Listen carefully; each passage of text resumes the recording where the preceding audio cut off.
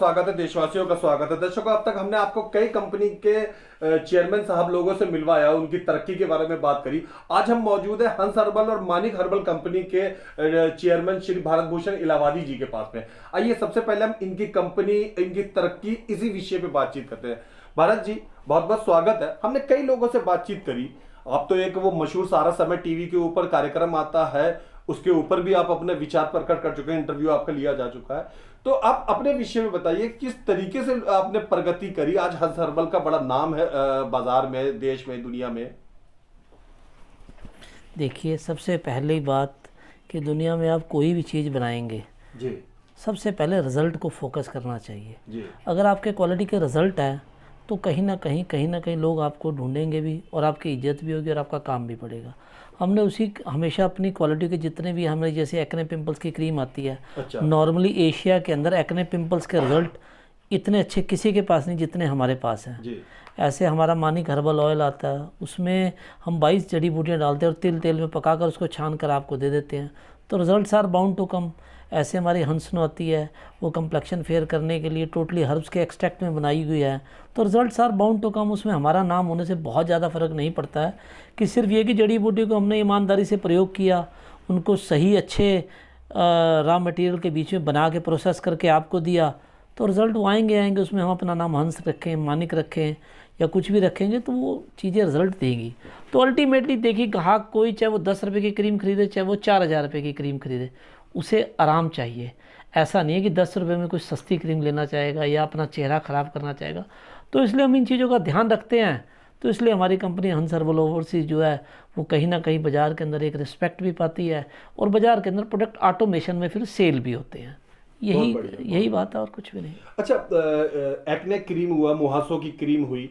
मैं मानता हूं कि जिन लोगों को मुहासे होंगे सिर्फ वही उसका इस्तेमाल करते हैं। हम शैम्पू बनाते हैं। मैंने आमतौर पे जिंदगी में देखा कि लोग बाग शैम्पू और तेल एक ऐसी चीज है जो हर घर, हर आदमी, हर शख्स, हर उम्र का व्यक्ति यूज करता है। आपके शैम्पू और आपके हेयर ऑयल में क्या खासियत है, उसके विषय में बताइए। हमने सुना उसमें आप काफी अच्छे प्रकार के आयुर्वेदिक पदार्थ मिलाते हैं। जैसे मैंने आपको अभी अपने तेल के बारे में बताया, वो तिल तेल में जी, हम तिल तेल भी अपना निकलवाते हैं, तिल खरीद कर। अच्छा, वो भी हम अपना प्रोडक्ट उसमें प्रोसेस करके बनाते हैं। इसी तरह जो हमारे शैम्पू हैं, देखिए शैम्पू आजकल सल्फेट फ्री भी शैम्पू आ रहे हैं जो किसी भी तरह के केमिकल से रहित होता है। तो आयुर्वेद में देखिए इस चीज़ का तो बहुत फ़ायदा है कि आयुर्वेद के जितने भी जड़ी बूटियाँ जिसमें इस्तेमाल की जाती हैं, तो कहीं नॉमिनल मिनरल्स या कोई केमिकल्स होंगे भी ना, तो उसका कहीं ना कहीं साइड इफेक्ट जो है ज़ीरो हो जाता है, ना के बराबर होता है। सिर्फ जैसे झाग देने के लिए कहीं ना कहीं आपको कोई एक हल्का सा कोई सर्फेक्टेंस यूज़ करना पड़ता है, लेकिन जड़ी बूटी के प्रभाव से वो भी नील हो जाता है, कहीं नुकसानदेह नहीं होता।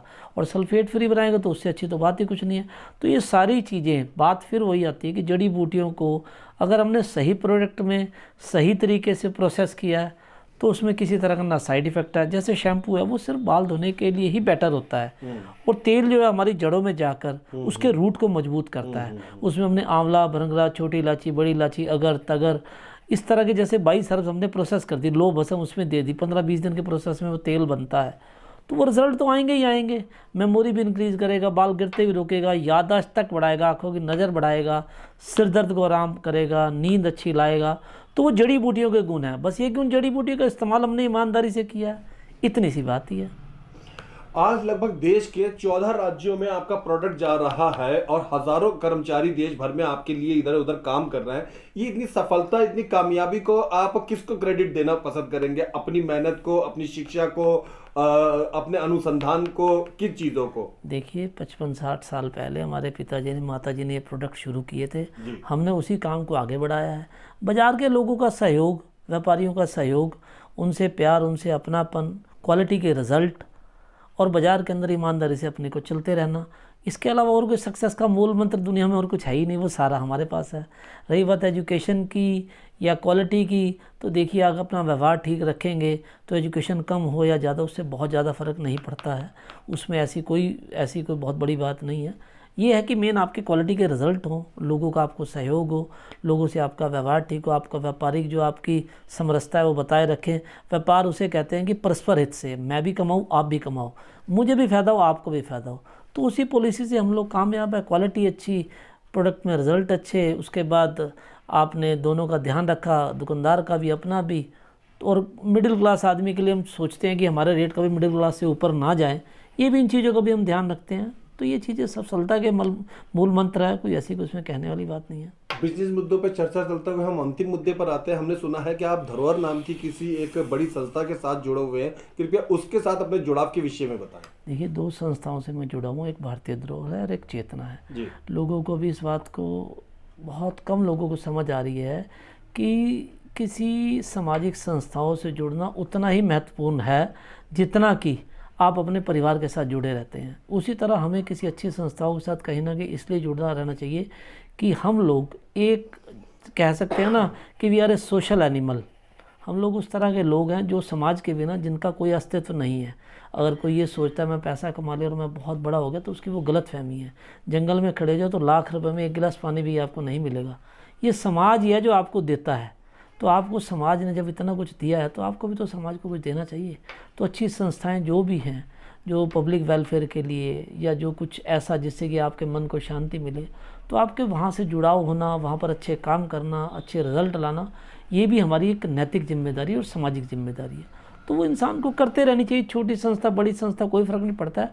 आपके विचार अच्छे होने चाहिए, आपकी सोच बड़ी होनी चाहिए। सब कुछ अच्छा सामाजिक संस्थाओं से जुड़े रहना बहुत ज़रूरी है। धन्यवाद। धन्यवाद।